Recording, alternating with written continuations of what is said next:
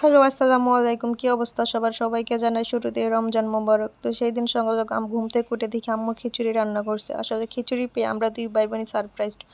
আসলে পছন্দের খাবার হলে সকালটাই ভালো যায়। তো এই তো আমি খাওয়া-দাওয়া করতে বসে গেলাম এবং খাওয়া-দাওয়া শেষ করে আমার ম্যাডামকে ঘুম থেকে উঠিয়ে নিলাম। কারণ সে উঠে গেলে আমার খাওয়ার এমনিতেই ১২টা বেজে যাবে। আমি তাকে এত আদর যত্ন করে ঘুম থেকে উঠাই আর সে ঘুম থেকে উঠিয়ে জিজ্ঞেস করে, "বাবা কোথায়?" আসলে মেয়েরা বুঝি এমনই হয়, আমার জানা ছিল না আগে। তো এই তো আমি এখানে কয়েকটা আঙ্গুর ফল ভিজিয়ে নিলাম, ওকে ফ্রেশ করে এখন খাওয়াবো। তো এই তো নেমে গেলাম ৩য় বিশ্বযুদ্ধে। আসলে ওনাকে খাওয়াইতে গেলে আমার যত ধৈর্য জীবনে আছে সবকিছু প্রয়োগ করা লাগে ওনাকে খাওয়াতে বসলে। এর থেকে কঠিন পরীক্ষা আমার জীবনে আর কিছু হয় না। তো এই তো ম্যাডামের খাওয়া দাওয়া শেষ করে এখন আমরা ফ্রেশ হয়ে নিব, কারণ এখন আমরা চলে যাব ঘুরতে। আমার মতো হয়েছে সেম আমার মেয়েটাও, সে সারাদিনই বলবো আম্মু চলো ঘুরতে যাই। তো এই তো আমরা রেডি সেডি হয়ে এখন মেট্রো স্টেশনে যাওয়ার উদ্দেশ্যে রওনা দিলাম। তো আমরা মামেই রেডি হয়ে এখন একটা রিক্সায় উঠে নিলাম। তো রিক্সায় উঠে আমরা একটু ভিডিও ক্লিপ নিচ্ছিলাম। আসলে আজকের রাস্তাটা অনেক ফাঁকা ছিল আর ওয়েদারটা অনেক ভালো ছিল, রাস্তাঘাট এত জ্যাম ছিল না। তো এই তো এসে পড়লাম মেট্রো স্টেশনে।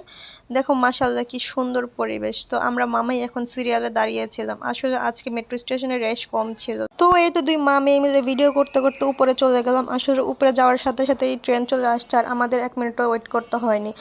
ঠিক এই কারণেই মেট্রো রেল আমার অনেক পছন্দ। যানজটের ভোগান্তি ছাড়াই নিশ্চিন্তে গন্তব্যস্থলে পৌঁছানো যায়। তো ভিতরে অনেক রাশ ছিল, ভিডিও করা হয়নি। তো আমরা ট্রেন থেকে নেমে এখন মেট্রো রেলকে বিদায় জানিয়ে দিলাম। আর এখান দিয়ে আমার মেয়েটা গুটি গুটি পায়ে হাঁটছে। তার এই সুন্দর সুন্দর ক্লিপগুলো আমি ক্যামেরা বন্দি করে রাখি। তো ভালো থাকবেন সবাই, খোদা হাফেজ।